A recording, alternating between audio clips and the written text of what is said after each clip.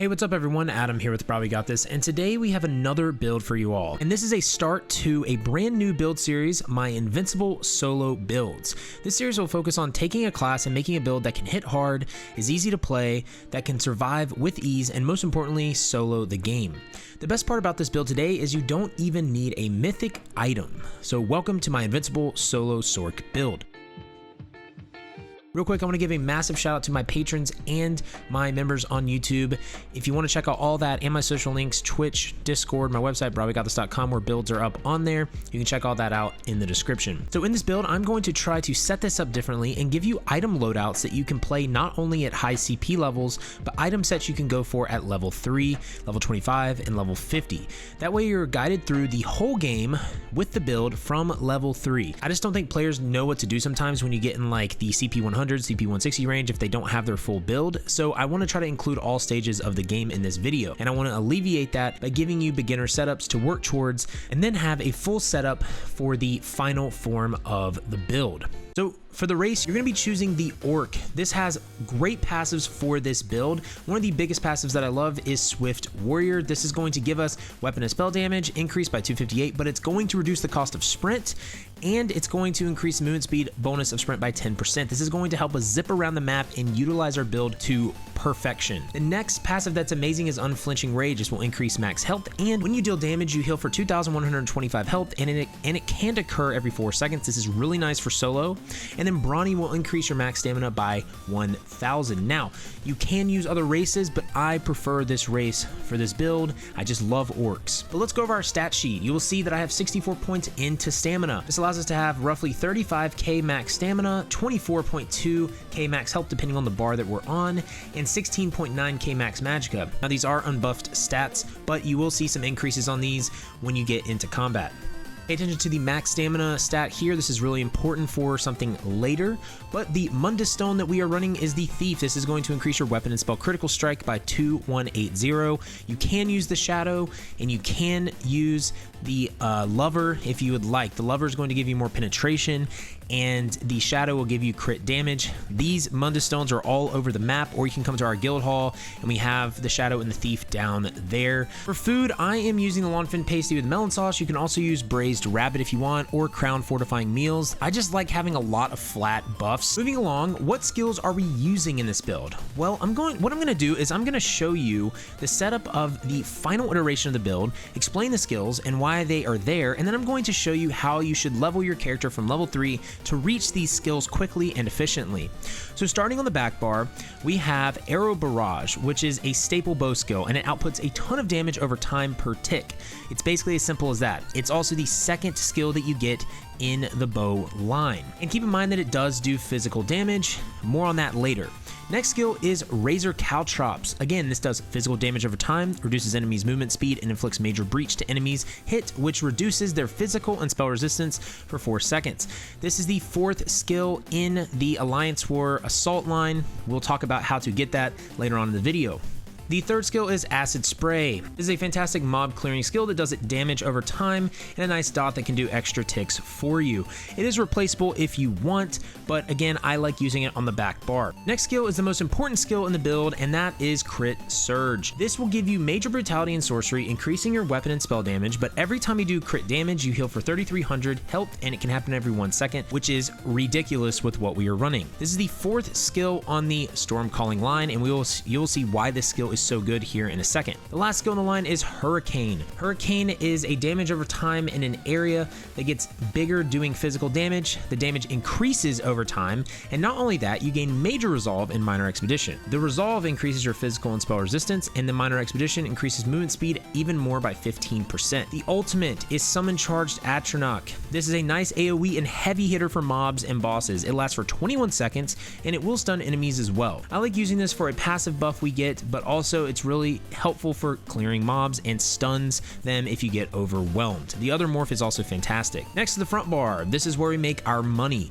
We are using two-handed on this bar. First skill is Wrecking Blow. Wrecking Blow is the first two-hand skill that you will get. This is your main spammable for single target affairs and when you're not in execute phase. Execute phase is under 50% health for bosses in this build. But what it does is it does physical damage and it grants you Empower, which increases your light and heavy attacks by 40% for 3 seconds which is ridiculous. I'll show you how to utilize it in a few minutes when we go over the rotation, but your next skill is the skill that says, I'm about to die and I need to heal. This is Resolving Vigor. This is the first skill in the Assault line for PvP, which again, you can get very easily, which I'll explain later. But this is going to heal you for 16,150 health over 4 seconds, which is a nice heal that you need. Next skill is purely on this bar for the buffs and not activation. This skill is Bound Armaments. Bound Armaments will give you a flat 8% boost to your stamina pool, and it will help your light attacks deal 10% extra damage, which, if you pair that with the Empower that Wrecking Blow does, it does 50% extra damage with your light attacks when you have that active. Bound Armaments is in the Daedric Summoning line. It's the last skill you get. The next skill is the second most important skill in the build, and that is Stampede. This is where the build is held together. This is the peanut butter and jelly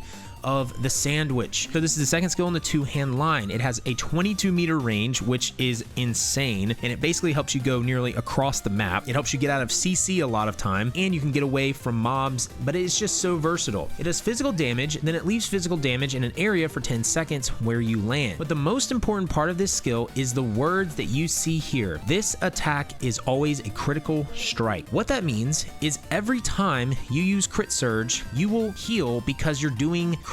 You can use this skill basically every 1 second for the most part, and it will always crit. It is really, really good. It also synergizes with our other sets, which we will get into here very shortly. This is your skill, though, that you are going to spam in mob clearing pools, when you need to heal, when you just basically need to get out of trouble. This is your MVP skill. It is amazing. Last skill is Executioner. This is your single target boss execute. You will use this when the boss is under 50% health. This is the fourth to last skill in the two-hand line, and you can switch it for its morph if you like. The difference between its morph and this one is the morph does AoE damage to other targets, right? This one does more damage to the single target. It does not do AoE, but this is going to do 400% more damage to enemies within enemies with less than 50% health. You're going to spam this when the boss is under 50% health. It's up to you which one you want to go with. I've been running with this one and I've liked it a little bit more. The last skill is our ultimate on this bar, and this is Flawless Dawnbreaker.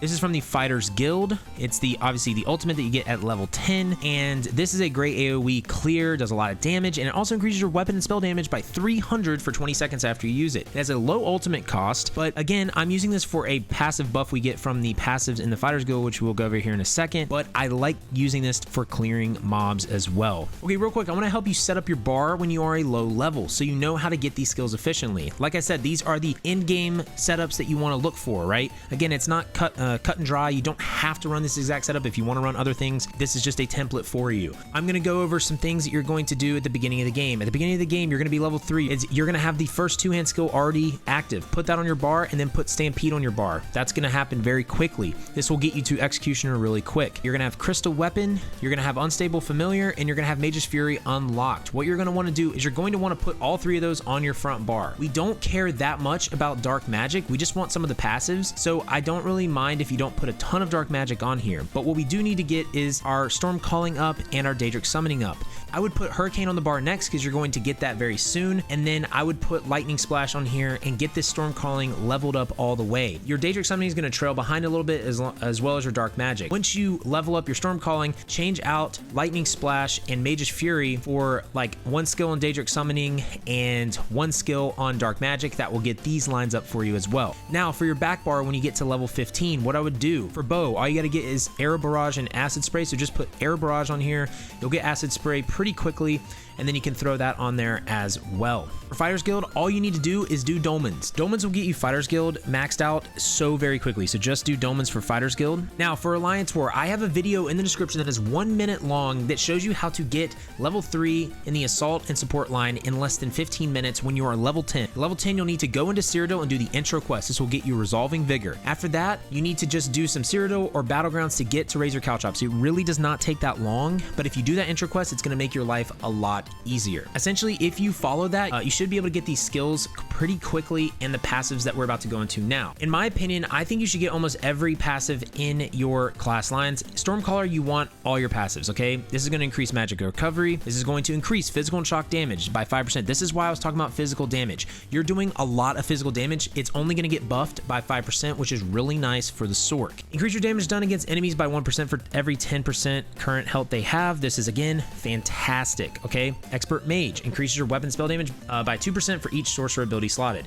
You'll see here on the back bar we have 6%. On this, we only have 2%. I could switch Atronach to the front bar, but this right here is actually giving us 3% as well from Fighters Guild, so we actually have more on this bar right now. We have 5%. We'd only have 4 if we put Atronach on that bar, so that's why I have it like that. Daedric Summoning. Rebate is nice for your ultimate. Power Stone's really nice. Daedric Protection's really nice as well because we have this slotted on our spammable. It's going to give us 20% health and stamina recovery. And then Expert Summoner is going to increase our max health by 8% while we have a Daedric Summoning ability active on yourself. Now, Dark Magic's where you don't have to necessarily get everything. Like Unholy Knowledge is a great one to have, but Blood Magic, for instance, we're not using Dark Magic abilities, so you don't really need Blood Magic. Persistence, after blocking attack, your next health, magic, and stamina ability costs 15% less. That's fantastic. Exploitation. When you cast Dark Magic ability, you grant Minor Prophecy, so you really don't need that as well because we're not casting any Dark Magic. Two-hand. You want every single passive in this two-hand line. For bow, you want every single bow passive. For armor, you want all the medium armor passives. For guilds, Undaunted, you want these two passives right here because it's just gonna help us. The Fighters Guild, okay? You want Slayer because this is why we have Dawnbreaker on this bar. We have 3% boost into weapon and spell damage for each Fighters Guild ability slotted. You want Slayer. You want Banish the Wicked, and you want Skilled Tracker. Now we're getting into the fun part, the armor. I'm going to show you again the end setup that you should go for, but I'm going to give you setups for like level 3, level 25, and level 50 plus, so you can progress towards this, so you're not just, sitting there like, okay, what do I do to CP 160? So the body pieces, Briarheart. Briarheart is easily obtainable in the overland of Hrothgar. Hrothgar, all you got to do is kill world bosses, delves, and chests. This item set is so dumb. It adds crit chance, max stamina, and when you deal critical damage, you increase your weapon and spell damage by 450 for 10 seconds. While this effect is active, your critical strikes heal you for 284 health. This effect can occur once every 15 seconds, and heal scales off your max of your max magic or stamina, which is why we have high max stamina. This synergizes so well with our high crit and our stampede, because every time we use stampede on our two-hand bar, we're doing crit damage. That will then proc this, which then gives us weapon and spell damage boost by 450 for 10 seconds. So all of our skills after that are going to be increased, okay? And then we're going to do even more healing when we do critical damage with our stampede because our stamina is so high. It is just so good for mob clear. It's just such a good armor set. We're using Divines and max stamina enchants for the body pieces. The monster set, very easy monster set to obtain. Slime Crawl. This is obtained by doing Wayrest Sewers 1 Veteran Dungeon.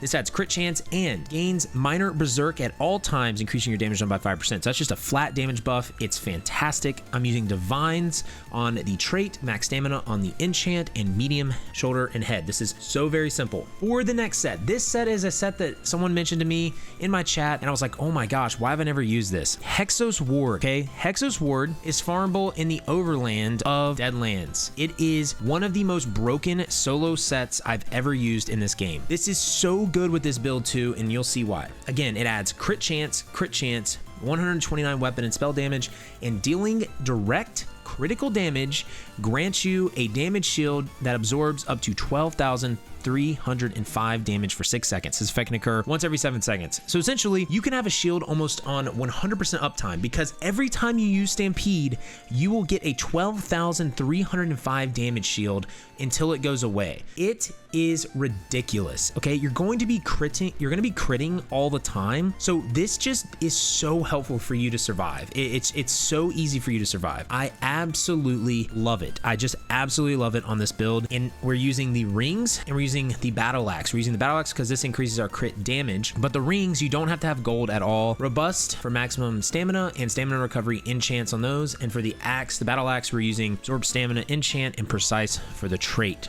Now, the back bar is a bow of agility because this is very simple and easy to get. This is just going to add max stamina when we are on our back bar, so it can negate a little bit of the skills that we're using on there that cost stamina.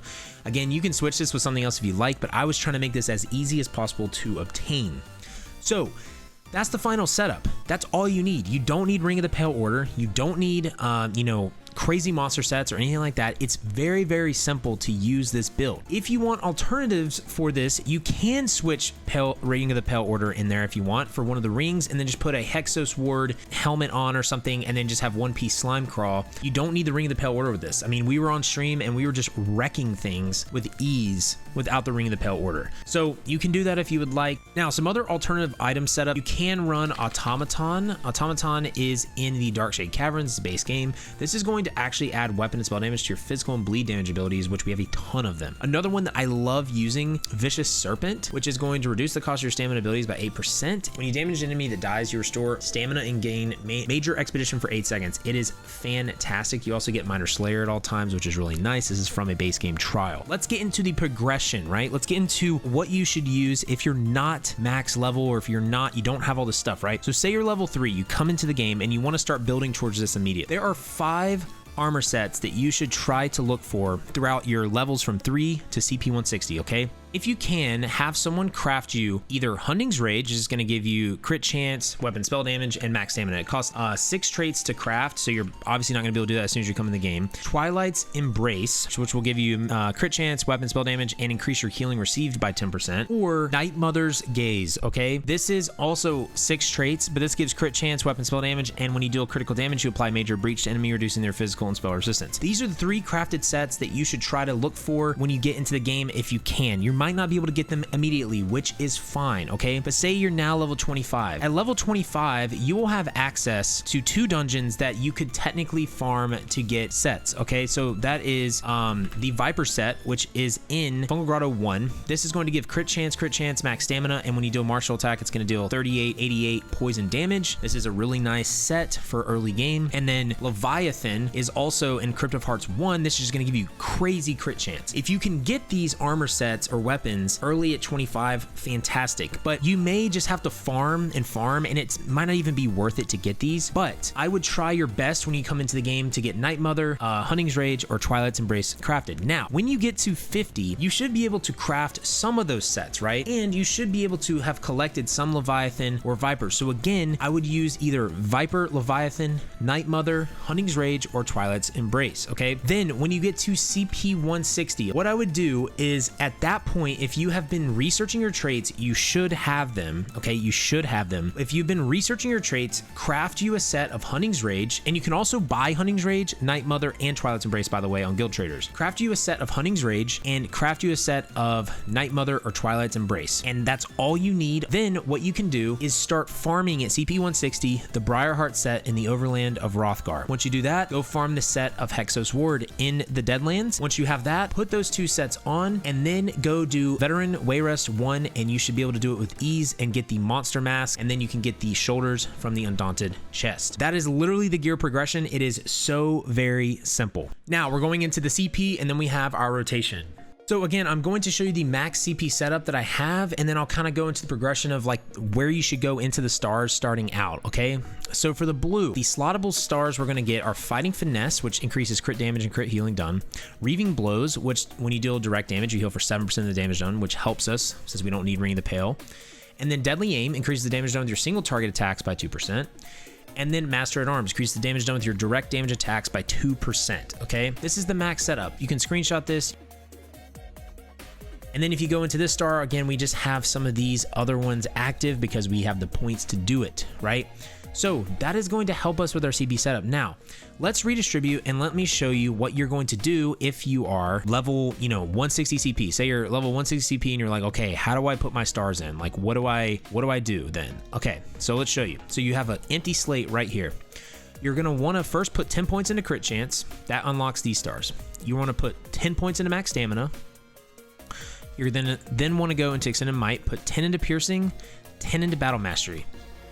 Or 20, you can put 20, but you only really need 10. So it's really only 10, 10, 10, and 10. That's 40 CP. Then you can start working towards all of the stuff you need. So you can start putting Deadly Aim, Master at Arms, Reaving Blows, Fighting Finesse, and do that until all 4 of those are maxed out. Once they're maxed out, you can put them into Precision, Tireless, and the rest into here, and then you can start filling out any stars that are just passive, and then your resistances, right? I would do your resistances second because you probably should start putting points into these. So like I said, 40 CP to unlock basically where you need to be, right? Let's go to the red. The red is even easier. So the red is even easier, but the max setup that you're gonna wanna do is rejuvenation slot, which increases health, magic, and stamina recovery. You've got survival instincts, which when you're afflicted with a status effect, your core combat skills cost 5% less, which is 25% cost reduction, which is amazing. Bloody renewal, restore 300 stamina per stage whenever you kill an enemy. And then in the survivor spite here, you got sustained by suffering, which will give you 150 health, magicka, and stamina recovery when you're under the effect of a negative effect. To get the minimum of this, you need to put 10 into this, or sorry, 15 into that. You can already start putting points in rejuvenation. Then you're gonna need to put points into this, right? You need to put 10 into that. You can already start putting points into sustained by suffering. Then you can start putting points into that, which you need. You'll need 10 into this to open up this. So really, you only need 15, 25, 35 here. So essentially, you can start doing this around CP 120. You'll be able to start getting your base core things in this CP setup. For the green, really up to you what you want to do. It's not as much combat related, but it's really simple for you. I mean, if you want to get Rationer, it's really good, but that's up to you. Okay, finally, let's get into the rotation. This should be a very simple rotation for you. Again, this is solo, so it's going to vary based on the situation you're in. You're gonna have to be versatile. So it's not a perfect cut and dry rotation. This is just if everything is perfect, all your conditions are perfect, this is what you're gonna be looking at, okay? What you're gonna wanna do before you go into a fight is always pop Crit Surge, then pop Hurricane, and then you wanna do Bow first because it's easier to cancel with Caltrops. You see that? So if I do Caltrops, and then do Bow, it takes me longer to do the animation. See how much longer it took me to do that? So that's why you always want to do Bow first, then Caltrops, because it'll do it immediately. It's such an easier way to weave it, right? Okay, so again, you're using Crit Surge, Hurricane, Bow, Caltrops, Arrow Spray, drop your ultimate, switch bars. You're gonna Stampede in, and then all you're gonna do is Light Attack, Wrecking Blow, Light Attack, Wrecking Blow, Light Attack, Wrecking Blow. You're gonna spam that. If you're in an AoE setting, you can spam Stampede. If you need to heal, pop the Vigor skill. And then you switch bars and you reapply everything that needs to be reapplied. That's literally the rotation. Executioner right here will be your spammable and execute phase, right? Now, the one thing I want you to see is with Wrecking Blow, it is easy to weave this, okay? You want to hit a light attack after every single hit. But so what I'll show you is, look, light attack and then Wrecking Blow right there, right? When you're in the Wrecking Blow animation, you can click your light attack and you'll do it right after. So look, when you wind up, click your light attack, right there. Wrecking Blow, light attack. See how it hits right after? That's all you gotta do. So charge up, hit your light attack, charge up, hit your light attack, charge up, hit your light attack. You'll get really, really good with it, and you'll eventually do a ton of damage with it. But that is the rotation, everyone. So hey, if you like this video, if you like the style of this video, please leave me a like. Let me know down in the comment section if you have any questions. I'd love to hear what you guys have to say about this. I love this build. It will be on my website eventually, but make sure to leave a like, hit that bell icon, subscribe, and stay up to date on all the content here in the channel. But you can check out all my socials below as well. But until next time, y'all, just remember, have faith, be great, and I'll see you on ESO.